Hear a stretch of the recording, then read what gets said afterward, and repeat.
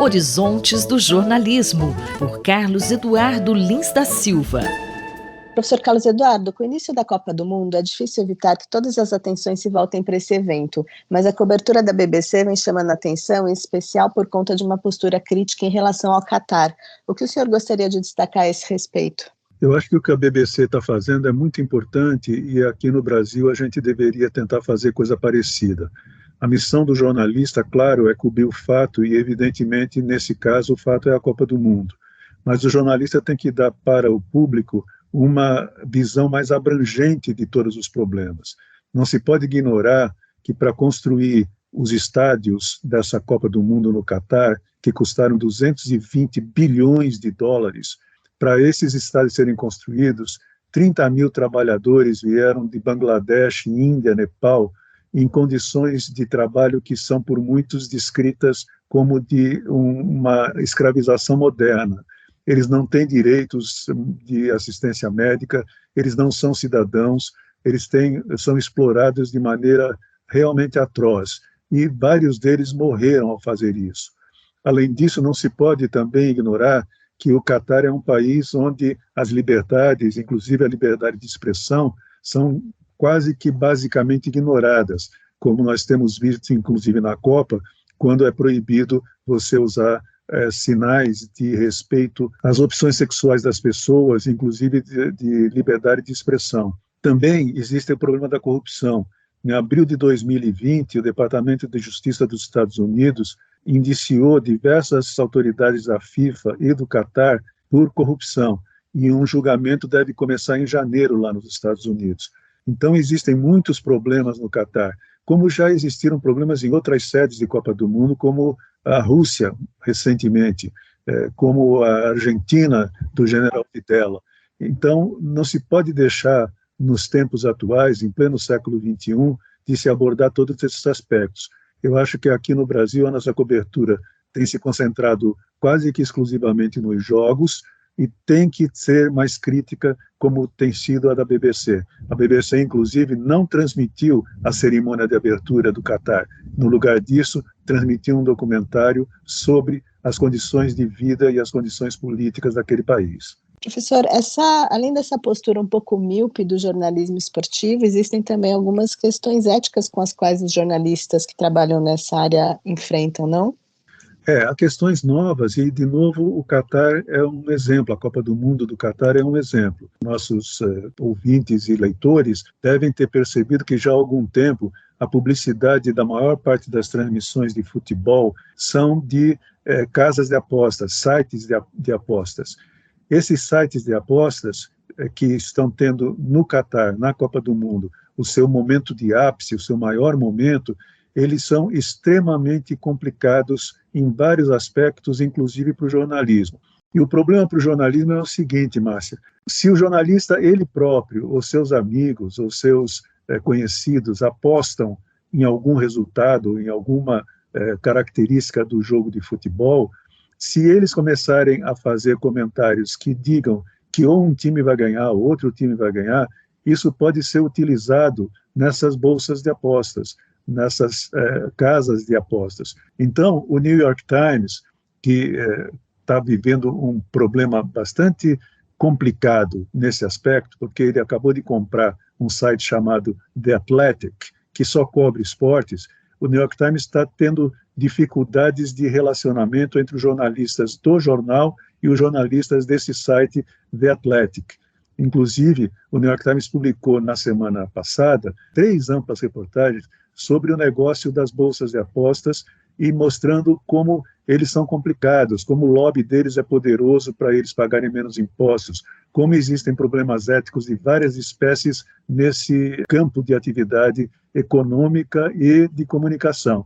Portanto, a Copa do Catar tem muitas questões além do jogo de futebol em si, e o jornalismo não pode ignorar essas questões. Infelizmente, eu acho que no Brasil nós não estamos dando o destaque devido a esses problemas, e é preciso que se dê. O jornalista e professor Carlos Eduardo Lins da Silva, colunista da Rádio USP, conversou comigo, Márcia Blasques. Horizontes do Jornalismo, por Carlos Eduardo Lins da Silva. Conflito e Diálogo, por Marília Fiorilo. Professora Marília Fiorilo, o sofrimento causado pela guerra entre a Rússia e a Ucrânia é evidente. Mas tem um outro conflito que também merece atenção.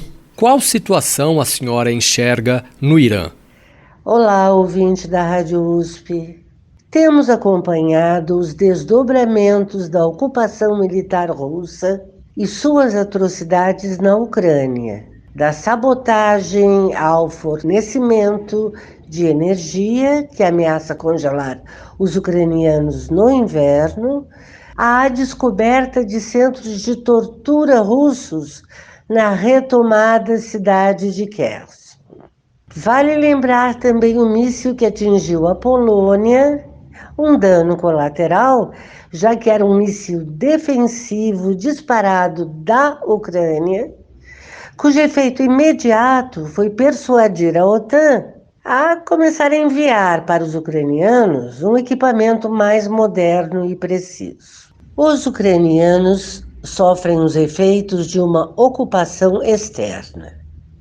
Os iranianos, de quem se fala menos, estão submetidos a tanta ou mais violência e repressão. Durante esses 2 meses de protestos, desde o assassinato em 16 de setembro da jovem Mahsa Amini, morta enquanto estava sob custódia da polícia da moralidade, eles vivem os efeitos de uma ocupação interna das autoridades religiosas e seu braço armado contra a sociedade civil. Como os ucranianos, os iranianos resistem, sobretudo os jovens. A contabilidade de crimes cometidos pelo regime dos ayatollahs é assustadora. Embora as informações sejam censuradas e circulem com dificuldades, fala-se em cerca de 400 mortos, gente desarmada e abatida a tiros no país inteiro. Os presos chegam a milhares. Nessa semana surgiu a notícia de 15 mil pessoas. 15 mil haviam sido sentenciadas à morte pelo simulacro de judiciário do país. Essas execuções foram inicialmente atribuídas a uma declaração assinada por 227 dos 290 parlamentares e depois negada, já que da lista de signatários constavam nomes falsos. O Irã também não está imune às fake news. De todo modo, o crime capital de que acusam 15, 150, 1.500 ou mais pessoas é o Moharabé, ou Guerra contra Deus. Um delito tão vago que nele cabem todas as arbitrariedades. 2 pessoas, por exemplo, foram condenadas à morte por portarem facas, ou seriam canivetes, nos protestos. Outra por atropelar um policial quando tentava fugir da pancadaria e outra ainda por simplesmente liderar alguns jovens que bloqueavam as ruas. Nessa semana foram confirmadas 5 sentenças de morte. Os nomes dos sentenciados não foram divulgados. O Irã é o segundo país do mundo com maior número de execuções por ano. O primeiro é a China. Muito obrigado.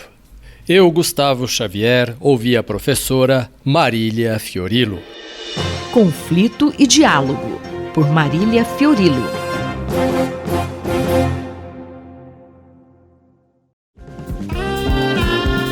Corpo em Movimento, por José Carlos Fará.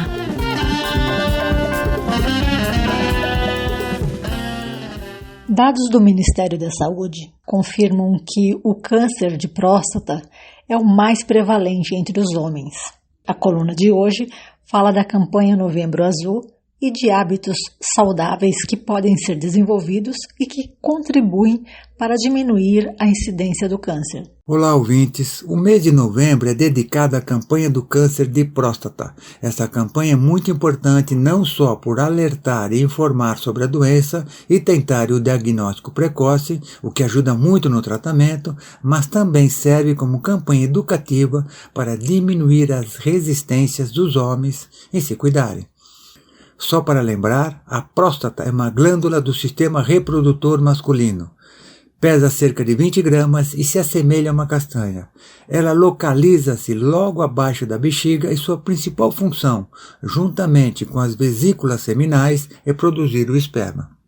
Segundo a Sociedade Brasileira de Urologia, o câncer de próstata permanece como uma importante causa de morbidade e mortalidade no mundo. É o tipo de câncer mais comum no homem e o segundo em mortalidade. Sabe-se que, quanto mais precoce o seu diagnóstico, maior a chance de cura da doença. Na página do Ministério da Saúde há um alerta de que o câncer de próstata é o tipo mais comum entre os homens. É a causa de morte de 28% da população masculina, que desenvolve neoplasias malignas. No Brasil, um homem morre a cada 38 minutos devido ao câncer de próstata, segundo os dados mais recentes do Instituto Nacional do Câncer, o INCA. Uma das formas de prevenir o câncer de próstata é sempre o diagnóstico precoce, mas também alguns estudos mostram que hábitos de vida sadios, como alimentação, controle do estresse e a prática da atividade física, podem ajudar muito. A relação da prática da atividade física com o câncer de próstata é que pessoas sedentárias têm maior chance de adquirir a doença, como as não sedentárias. A obesidade tem relação direta com vários tipos de câncer, inclusive o de próstata. Professor, quais atividades são recomendadas para minimizar o risco de câncer de próstata? Como já temos dito em colunas anteriores e sempre nas nossas colunas, qualquer atividade física é recomendável. O importante é sair do sedentarismo. O sedentarismo é que predispõe as pessoas a doenças como câncer, entre outras. Mudar hábitos é importante e não é uma mudança radical em nossa vida. Já está mais do que provado que a prática de 15 minutos de atividade física por dia já ajuda muito e evita que entre em grupos de risco para outras doenças. As mudanças de hábitos não evitam que fiquemos doentes, mas que passamos melhor por todo esse processo, fortalecendo o sistema imune. Então, a dica principal é: pratiquem uma atividade física. Isso não impactará do ponto de vista negativo no nosso dia a dia, muito pelo contrário, impactará no sistema positivo do dia a dia, para que possamos viver melhor, com boa qualidade de vida e quando, por acaso, ficarmos doentes, com o sistema imune mais forte, poderemos passar melhor por esse processo. Este é José Carlos Fará, falou comigo, Ivanir Ferreira, para a Rádio USP. Anote aí, se você tiver alguma dúvida ou queira mandar alguma sugestão para essa coluna, envie um e-mail para ouvinte@usp.br, aos cuidados do professor Fará. Corpo em Movimento, por José Carlos Fará.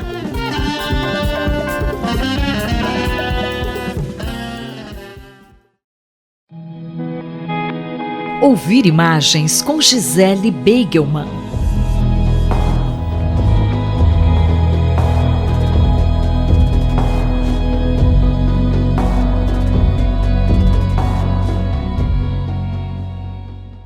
Professora, há muita discussão sobre movimentos neonazistas no país. Isso está acontecendo mesmo?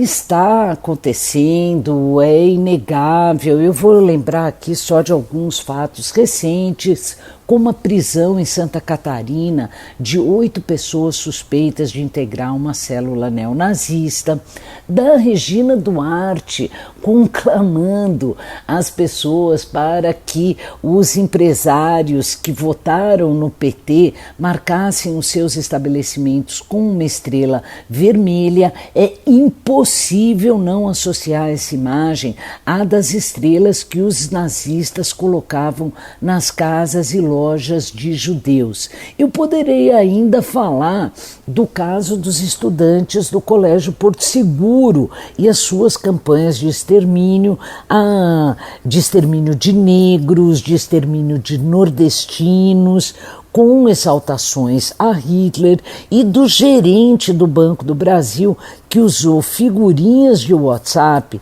para fazer piadas, para rir de câmeras de gás. Como reagir diante dessa realidade?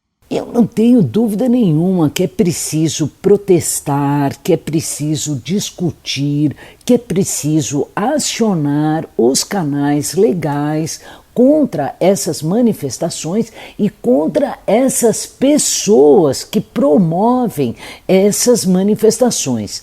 Mas é preciso também insistir na potência criativa e construtiva de todos os grupos sociais e étnicos que foram perseguidos pelo nazismo e seguem como alvos desses grupos neonazistas. E isso é uma atitude de resistência a esses grupos. Nós podemos notar aí nos movimentos sociais negros, indígenas, nas organizações culturais como o Festival Mix Brasil.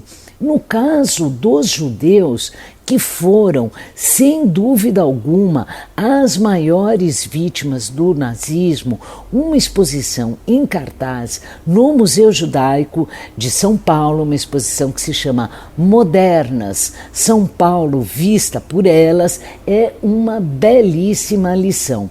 Com curadoria da Ilana Feldman e da Priscila Gomes, essa exposição reúne 6 grandes fotógrafas judias, todas fugidas do nazismo, como a Cláudia Dujar, como a Madalena Schwartz, como a Alice Bril, e essa exposição mostra a força, a capacidade de invenção dessas mulheres e revela nas suas imagens a sua capacidade de enxergar uma São Paulo totalmente fora dos clichês, daqueles clichês de São Paulo, locomotiva do progresso.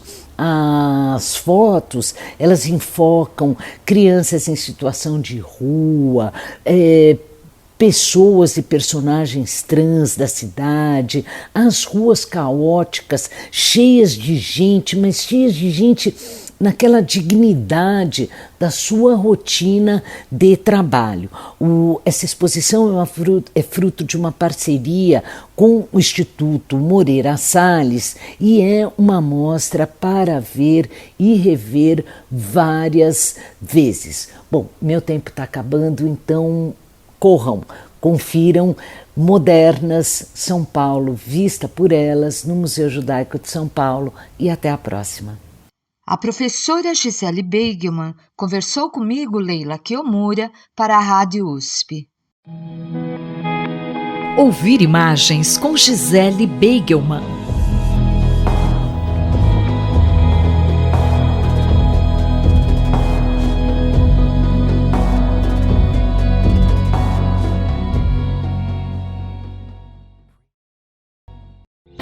Ciência e Esporte, por Paulo Santiago. Neste episódio, vamos falar sobre a ciência de dados mais uma vez. Em específico, os dados que estão disponíveis na internet em bancos de dados chamados repositórios. E uma possibilidade de grande mercado no Brasil e muito pouco explorada é a pesca esportiva, como é o exemplo do canal Shark Pesca Esportiva no YouTube. A pesca esportiva utiliza muita tecnologia e gera inúmeros dados que podem ser utilizados em trabalhos científicos, e o Brasil é um país rico em rios e lagos. Professor, a ciência de dados esportivos vai aparecer muito agora na Copa do Mundo da FIFA no Catar. E a formação de nossos alunos na universidade está preparada para consumir e gerar conhecimento científico? Olá, ouvintes da Rádio USP.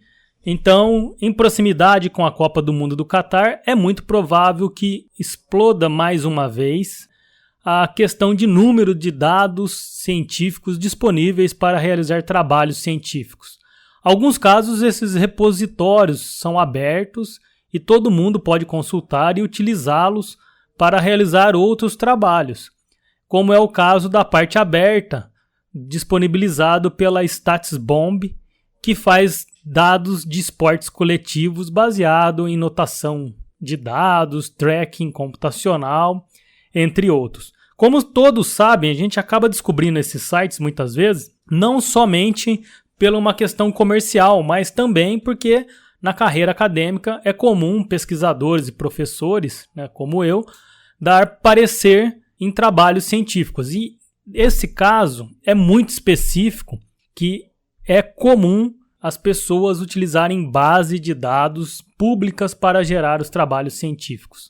E no Brasil, se você é formado em educação física ou ciência do esporte, não tem uma parte de ciência de dados, análise de dados, comece a se preocupar, porque é isso que o mundo está fazendo e é isso que o mundo quer. E, na verdade, você está ficando para trás na questão da formação científica e acadêmica.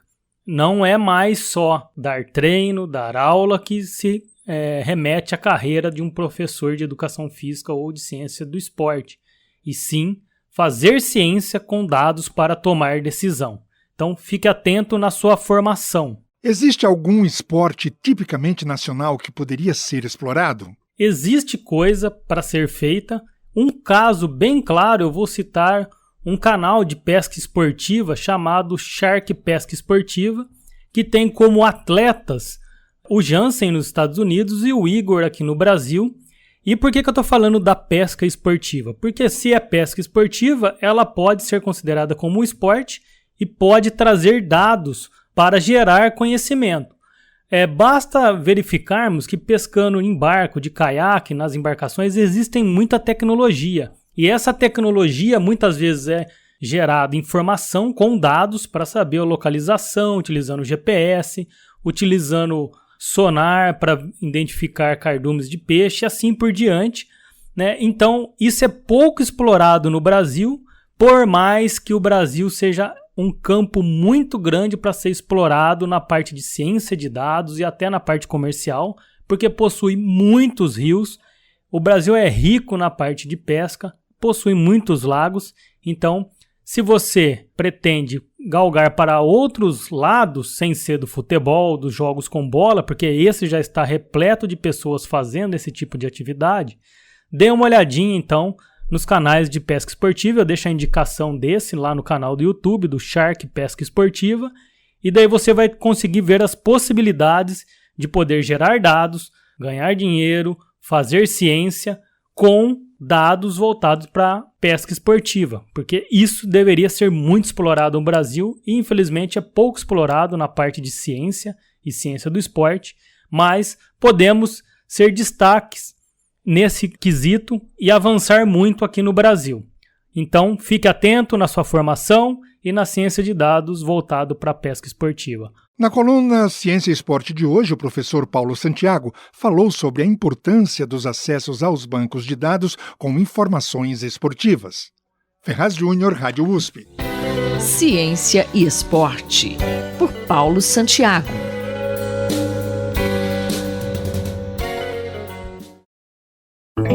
Cidade para Todos, por Raquel Ronick. Professora Raquel Ronick, a morte da ciclista e pesquisadora da USP, Marina Arcotti, que tinha 28 anos e foi atropelada por um carro, completou 2 anos. Há 2 anos aguardando o julgamento do motorista que estava alcoolizado. Bom dia. Bom dia, Sandra. Bom dia, ouvintes da Rádio USP. Nada para comemorar nesses 2 anos do atropelamento, da morte, eu diria do assassinato de Marina Arcotti, ciclista no trânsito de São Paulo, por José Maria Costa Júnior. Queria contar para todos vocês que sequer o processo contra ele foi concluído. Ele continua aí livre, leve e solto, recuperou o seu carro e a proposta, que foi encaminhada de que ele fosse a júri popular, ele apresentou um recurso.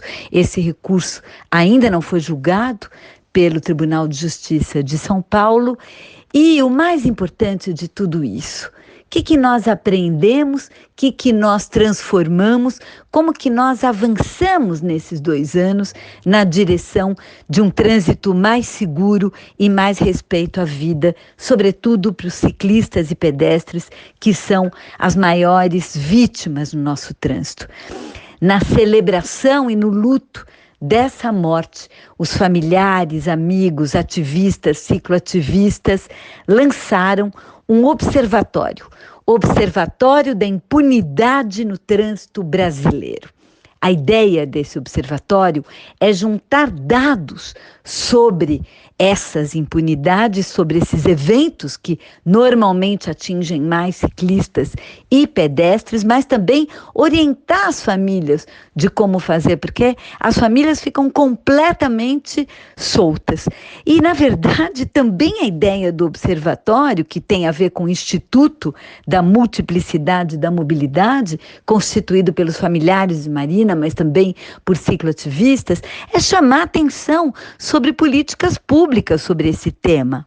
Professora Ronick, com relação às políticas públicas de mobilidade, sobre ciclista, trânsito, pedestre, como está essa questão, hein? A notícia é bem ruim.